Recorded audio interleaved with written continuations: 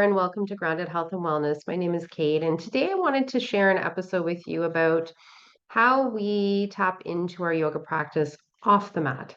So, not necessarily working with yoga asana, which are the movements and the postures that we take, or even meditation and pranayama. This is more about how do you apply some of the grounding principles of yoga into your everyday life. So, first, I just wanted to say, this can look different for everyone. And by all means, it does not mean that um, you are not performing your yoga if you are not tapping into each and every one of these. It's just something to be a little bit more mindful about in your day to day living. So, first thing I would like to share is breathing. So, not specifically guided pranayama, but more so that mindful breath that we sometimes lose connection to in our day to day life. So, I work with a lot of clients where I ask them about email apnea. And what I mean by that is when we are caught up in something, especially perhaps typing an email or working through our day, you might notice that you are holding your breath and you're starving your body and all of your cells of that valuable oxygen. Let alone even the activation of our parasympathetic system. That's our place of rest and digest. When we take those full belly breaths and really are conscious of breath, we start to activate that vagus nerve, which runs all the way down towards the stomach. So when we kind of expand the belly and we tone the vagus nerve, we have a better chance to really keep the nervous system calm and steer away from things like anxiety and overexertion. So being mindful through your breath through the day. So I even find myself, there are moments where I'm just caught up in the buzz of, going through the day. And when I notice myself, sometimes I notice, sometimes I don't, but I try to make a conscious effort to kind of pause and take those deep belly breaths. It can be one, it can be three, it can be 10, but maybe you're sitting at a traffic light in your car and you just take a moment to pause. Maybe you're washing your hands at the sink and you just tap into feeling that sense of, okay, I'm just going to connect to my breath now, really welcome those deep inhales and exhales, and just feel that shift in your body. Another great one is finding gratitude. So I know there's a lot of buzz in the modern day world as far as, gratitude and journaling about gratitude and all that sort of thing.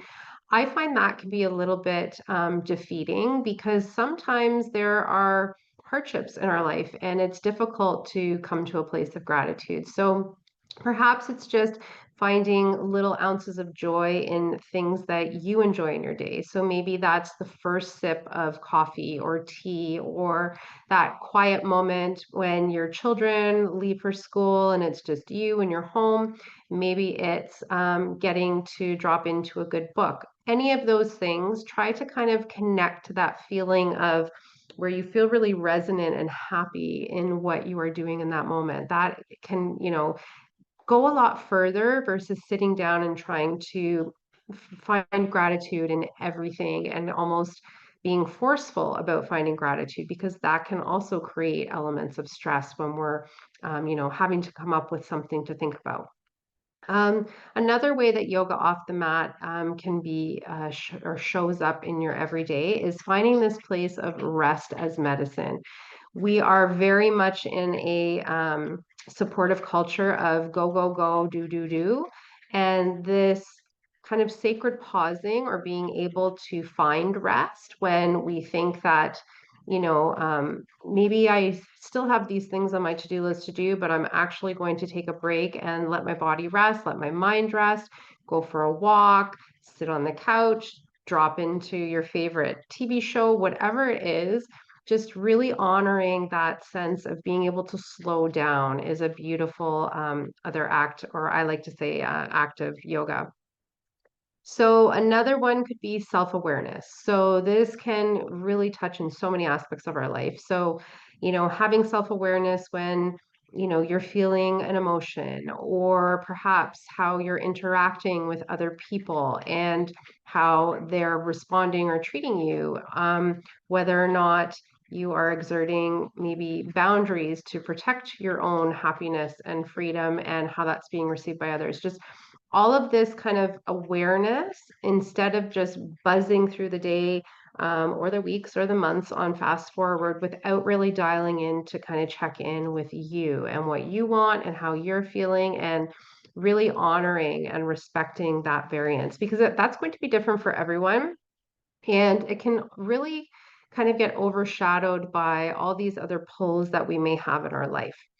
In line with that would be detachment. So we want to kind of learn to break away from this sense of perfectionism and trying to, this is a hard one for me and one that I work on every day, but really trying to just be able to ebb and flow with the way that life is going. So things sometimes are going to go your way, other times they will not, but being okay with whatever that is and adapting and being able to adapt and not dropping into a place of fear or worry over things when they don't go according to plan. So having that malleability is a beautiful way to exert this kind of yoga practice off of the mat. The other one I wanted to share with you was kind of this sense of um, caring for others in a way that makes sense for you. So I'm not so in line with kind of that letting go practice and not of perfectionism. Hand in hand with this is also this kind of trying to help others to the point where it could potentially be to your detriment. So if we don't fill our cups first, we can't pour from an empty cup. I'm sure that you've heard that saying before. It's quite common. So in your daily life and the way that you go about your work, your relationships, all of that type of thing, we really want to be, coming from a place of kindness, but not to our detriment. That can be very difficult for people who come from kind of either a trauma background or abusive relationships where, our value or our worth is attached to this external validation from others. And what's really important is to find that sense of wholeness and grounding within yourself, and then you're able to show up better for others and really give wholly from a place that's really authentic and to you versus showing up in ways that you may find depleting. So that is another way to really kind of show this yoga off of the mat.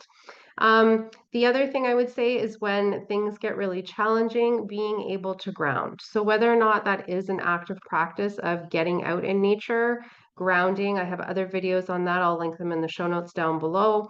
But kind of that steady among the chaos is a great way to practice your yoga. So when things are kind of get a bit tumultuous in your life, that ability to really kind of pause, put things in perspective for that moment in time and be present in whatever is happening and give that time and attention to what is needed in that moment versus maybe reflecting deeply on what's happened in the past or what is coming forward in the future. But just being here and now and dealing with that particular moment is a beautiful practice of kind of this example of yoga off the mat.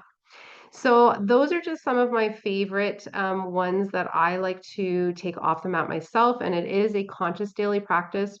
Some days they will come easier, some days they'll be more challenging, but the whole point is this active participation in your yoga, whether that is, again, on the mat, going through a physical practice, but then stepping outside. And how do you carry that forward in your everyday life? And how can that kind of make life smoother for you and others around you? It kind of has this ripple effect as the greater collective when we live more consciously from a place of wholeness. So that's it for me today. I hope you like this video and plan to subscribe at the end if you would like to get more free information on Fridays from me.